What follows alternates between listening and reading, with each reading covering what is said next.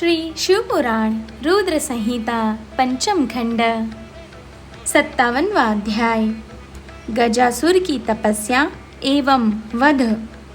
सनत कुमार जी बोले, हे व्यास जी, अब मैं आपको भगवान शशिमौली द्वारा दानवराज गजासुर के संहार की कथा सुनाता हूँ। गजासुर महिषासुर का पुत्र था। जब गजासुर को यह पता चला कि देवताओं के हितों की रक्षा करने के लिए उसके पिता महिषासुर का वध कर दिया है, तब उसे देवताओं पर बड़ा क्रोध आया। तब गजासुर ने देवताओं से इसका बदला लेने के लिए घोर तपस्या करनी आरंभ कर दी। काफी समय तक गजासुर ब्रह्मा जी को प्रसन्न करने हेतु तप करता रहा, परंतु ब्रह्मा जी वहां प्रकट नहीं हुए। इधर दूसरी ओर उसके तप की ज्वाला धधकती जा रही थी, जिससे देवता चिंतित हो उठे। गजासुर की तपस्या से दग्ध होकर सभी देवता ब्रह्मा जी की शरण में गए और उन्हें गजासुर की तप की अग्नि से जलने की बात बताई। तब ब्रह्मा जी गजासुर को वरदान देने के लिए गए। गजासुर ने ब्रह्मा जी की स्तुति कर उनसे महाबली और अजेय होने का वरदान प्राप्त किया। तत्पश्चात ब्रह्मा जी ने उसे वर देकर वहां से अंतर्धान हो गए। ब्रह्मा जी से अपना मनचाहा वरदान पाकर गजासुर प्रसन्नतापूर्वक अपने स्थान को आ गया। वरदान पाकर वह गर्वित महसूस कर रहा था।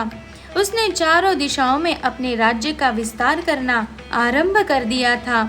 उसने तीनों लोकों सहित देवता, असुरों, मनुष्यों एवं इंद्रादि तथा सब गंधर्वों को जीतकर उनके तेज का हरण कर लिया। उसने सभी को बहुत परेशान किया। पृथ्वी पर रहने वाले सभी ऋषि मुनियों, तपस्वियों, साधु संतों और ब्राह्मणों को गजासुर दुख देने लगा तथा उनके कार्यों में बाधा डालने लगा। इस प्रकार गजासुर अपना राज्य फैलाता जा रहा था।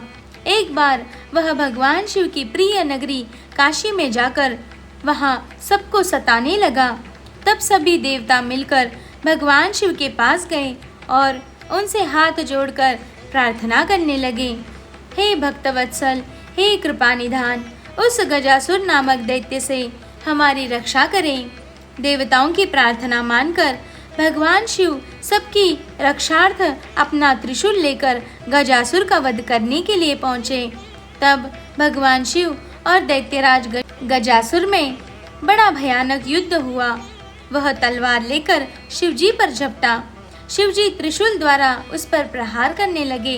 अंत में देवादिदेव भगवान शिव ने त्रिशूल का वार किया और उसे त्रिशूल के सहारे ऊपर उठा लिया। इस प्रकार जब त्रिशूल ने उसके शरीर को भेद दिया, तब अपना अंतिम समय निकट जानकर दैत्यराज गजासुर भगवान शिव की आराधना करने लगा और शिवजी को प्रसन्न करने हेतु उनकी स्तुति करने लगा। गजासुर बोला, हे महादेव, हे कल्याणकारी, हे भक्तवत्सल, आप तो सबके ईश्वर हैं, देवों के देव महादेव हैं। आप सदा अपने भक्तों की रक्षा करते हैं और सदा अपने भक्तों के अधीन रहते हैं। आप सबका कल्याण करने वाले तथा सबके कष्टों का निवारण करने वाले हैं। आप निर्गुण निराकार हैं। सब शरणागतों की रक्षा कर आप उनकी इच्छाओं को पूरा करते हैं। इसीलिए देवादिदेव महादेव, ऐसे देवादिदेव भगवान शिव महादेव शिव को मैं प्रणाम करता हूँ। प्रभु, मुझ पर प्रसन्न होइए और मेरे कष्टों का निवारण कीजिए। दैत्यराज गजासुर की भक्ति भावना से की हुई उत्तम प्रार्थना को सुनकर भगवान शिव को बहुत प्रसन्नता हुई। वे बोले, दैत्येंद्र, मैं तुम पर प्रसन्न हूँ। जो चाहो मांग सकते हो। तुम्हारी मनोकामना मैं अवश्य पूरी करूँगा। भगवान शिव के ये वचनों को सुनकर गजासुर प्रसन्नतापूर्वक बोला, हे देवादिदेव भक्तवत्सल भगवान शिव, यदि आप सच में मेरी आराधना से प्रसन्न हुए हैं तो मेरी विनती स्वीकार करें। प्रभु, आपने अपने पवित्र त्रिशूल से मेरे शरीर को स्पर्श किया है, इसीलिए मैं यह चाहता हूँ कि मेरे शरीर का चर्म आप धारण करें। भगवान, आप सदा मेरी खाल ही ओढ़ना धारण करें और आज से आप कृत्तिवासा नाम से विख्यात हो। भगवान शिव ने प्रसन्नतापूर्वक दैत्यराज गजासुर को उसका इच्छित वरदान प्रदान किया और बोले, हे गजासुर, तुम्हारे शरीर को आज मेरी प्रिय काशी नगरी में मुक्ति मिलेगी। तुम्हारा शरीर यहाँ मेरे ज्योतिर्लिंग रूप में स्थापित होगा और कृत्तिवासेश्वर नाम से जग प्रसिद्ध होगा। इसके दर्शन से मनुष्य को मुक्ति और मोक्ष की प्राप्ति होगी।